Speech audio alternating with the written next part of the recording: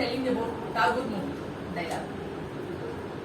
I established ACF because I couldn't see the injustice happening in the society. I am the Karta Karma Kriya of all activities of the organization. Present, the main problem in the society is bribery.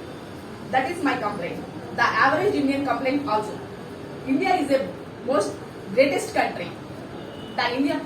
One India equals to 250 Singapores and 8 Japans. The Indian population is 102 crores, but American population is 28 crores.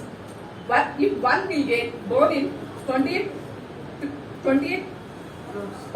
people population, how many Bill Gates born in 102 crores? But such not one single person also born in because of bribery.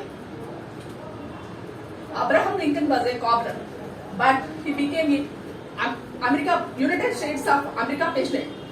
Such Abraham Lincoln is still alive in our country. Bribery to get municipal water, bribery to get children's admission for school, bribery to get bed in our hospitals, bribery to get ration card, bribery to sorry.